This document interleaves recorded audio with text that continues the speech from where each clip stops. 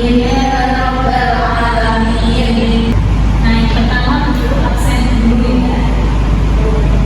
Sofamu Azratina semua ya. Nah, guru tahu namanya guru sama kalian. Masih ingat nggak pelajaran yang malu SKI kita menerapkan apa? Ayo siapa yang masih ingat? Yuk. Ya bagus sekali tentang masa kanak-kanak Nabi Muhammad. Kalau hari ini materinya apa? Bagus sekali tentang peristiwa Rasulullah Nabi Muhammad. Coba kalau yang sudah belajar, guru mau tanya dulu ya, harus dijawab, harus sudah dijawab. Nah, Nabi Muhammad SAW kenapa disebut sebagai Rasulullah? Ayo, siapa yang tahu? Ya, ayo.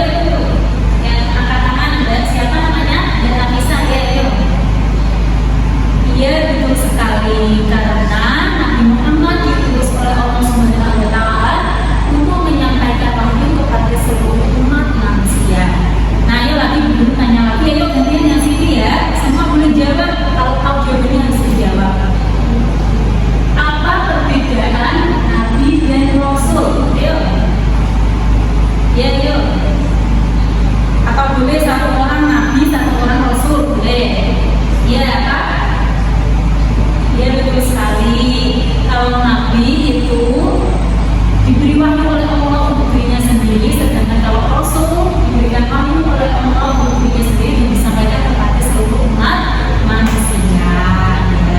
Nah, kita belajar dari ini tentang Rasul Nabi Muhammad dan wahyu yang pertama akan diterangkan, akan diajar oleh Bu Dila. Oke anak-anak, sekarang Dila mau menjelaskan sedikit saja keadaan Nabi Muhammad SAW sebelum turunnya wahyu. Jadi, Nabi Muhammad berasal dari keluarga yang terpandang di kota Mekah. Ada yang tahu Nabi Muhammad berasal dari suku apa? Ya, betul. Nabi Muhammad berasal dari suku Quraisy dan keturunan dari Bani Hashim. Nabi Muhammad SAW dari kecil sudah dikenal sebagai pribadi yang baik, jujur, dan dapat dipercaya. Walaupun Nabi Muhammad SAW hidup berada di masyarakat yang suka berjudi, suka mabuk-mabukan, dan menyembah berhala, tapi sekalipun Nabi Muhammad tidak pernah menyembah berhala dan melakukan perbuatan-perbuatan jahat yang lainnya. Karena itu, Nabi Muhammad merasa sangat sedih sekali melihat kaumnya yang melakukan perbuatan jahat tersebut. Selanjutnya, pada umur 40 tahun, Nabi Muhammad sering menyendiri dan bertafakur di gua-gua. Kegiatan menyendiri dan bertafakur tersebut disebut dengan, ada yang tahu? Dengan apa? Ayo, dengan uzlah. Tujuannya adalah untuk mendekatkan diri kepada Allah dan menjauhkan dari perbuatan yang tercela. Nah, sekarang kita simak video tentang turunnya wahyu pertama dan wahyu kedua. Kita simak bersama-sama ya anak-anak. Oke anak-anak, tadi kalian semua sudah menyimak kan video tentang turunnya wahyu pertama dan wahyu kedua. Coba siapa yang tahu di mana Nabi Muhammad SAW menerima wahyu pertama? Masih ingat? Ya betul, ada di Hira. Wahyu pertama diturunkan di Hira pada malam yang penuh keberkahan, yaitu bulan apa? Bulan Ramadan. Saat itu Nabi Muhammad SAW sedang bertafakur dan menyendiri untuk beribadah kepada Allah Subhanahu wa Ta'ala. Kemudian datang malaikat Jibril dan menyampaikan perintah Allah Subhanahu wa Ta'ala dan berkata apa? Iqra, yang artinya bacalah. Menurut kalian, apakah Nabi Muhammad SAW bisa membaca dan menulis? Ya benar, Nabi Muhammad tidak bisa membaca dan menulis. Namun Allah Subhanahu wa Ta'ala tetap memerintahkan beliau untuk membaca. Dari peristiwa itu turunlah wahyu pertama, yaitu surat Al-Alaq ayat 1 sampai ayat 5. Sekarang coba kita baca bersama-sama surat Al-Alaq ayat 1 sampai 5. Ayo disimak bukunya.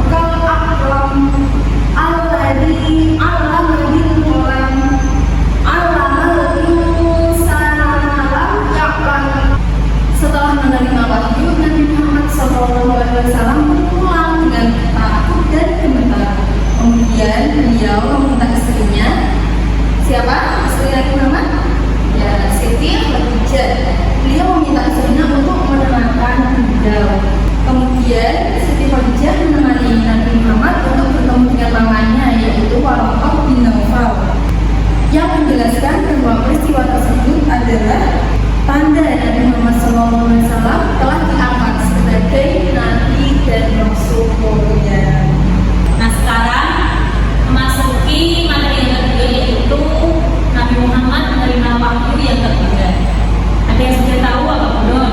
Nah, guru terangkan, kalian menyimak bukunya, ya, didengarkan dengan buku sendiri nanti dipahami, ya.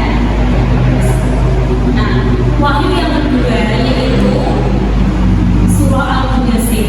Nah, pada waktu ini Nabi Muhammad itu tidak menerima wahyu, tidak menerima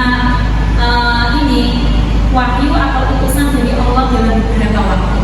Nah, pada saat itu Nabi Muhammad merasa sangat rindu, sangat cemas.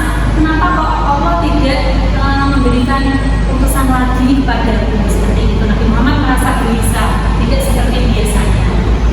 Nah, pada saat itu dinamakan dengan Fatratul Wahyi, yaitu masa di mana Nabi Muhammad tidak mendapatkan wahyu.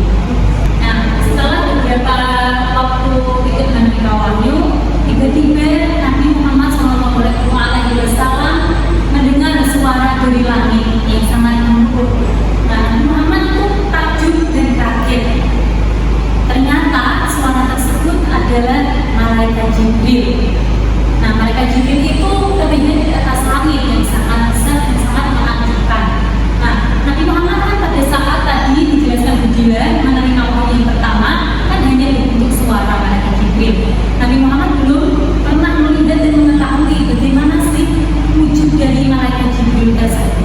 Nah, pada saat itu malaikat Jibril menampakkan wujudnya yang sangat menakjubkan dan sangat besar. Tapi Nabi Muhammad kan sangat kaget karena kagetnya itu takjub melihat malaikat Jibril.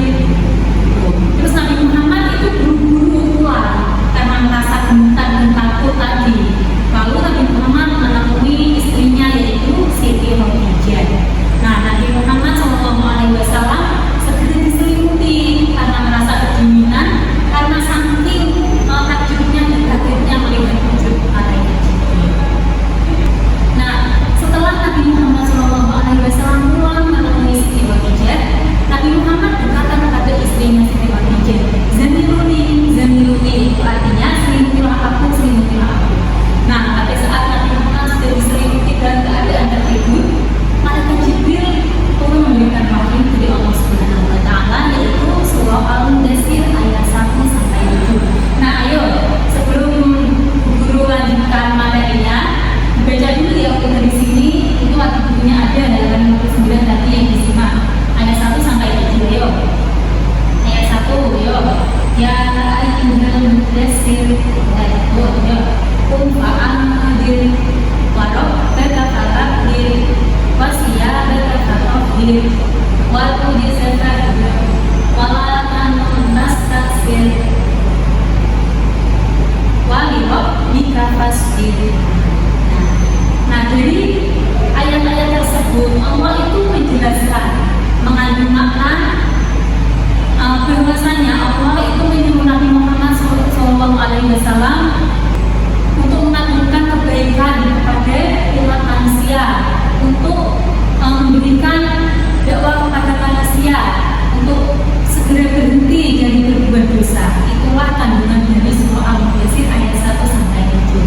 Nah, pada saat turunnya wahyu ini, Nabi Muhammad itu sudah tidak lagi menanggung beban untuk dirinya sendiri, tapi juga diperintahkan untuk segera menyampaikan kepada umat manusia. Wahyu yang kedua ini adalah tanda peringatan bahwa Allah Subhanahu wa Ta'ala menyuruh kepada Nabi Muhammad segera bergegas menyampaikan kebaikan, berdakwah kepada seluruh umat manusia dengan apa ya biasanya? Pokoknya harus segera menyampaikan, ajaklah manusia secepat mungkin. Nah, pada saat itu setelah turunnya wahyu tersebut, surah Al-Mudaththir ayat 1 sampai 7, Nabi Muhammad menyebarkan dakwah tersebut kepada istrinya terlebih dahulu, kemudian kepada sahabat-sahabatnya, kerabat-kerabatnya, baru kepada umat-umat manusia. Nah, sampai sini materi tadi, tiga materi terus Nabi Muhammad, wahyu yang pertama, wahyu yang kedua. Apakah ada yang ditanyakan?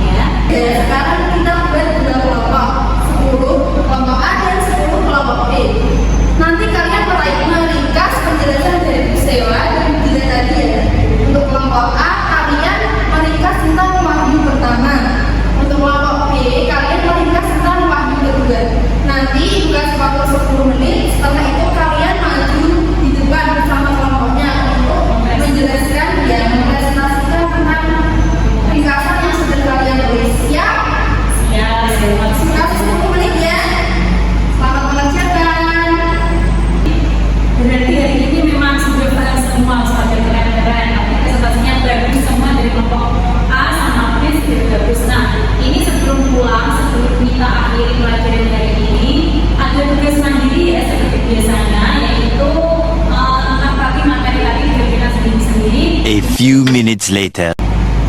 Nah sudah di itu kan sama sapinya, sekarang kita akan bersama yang beda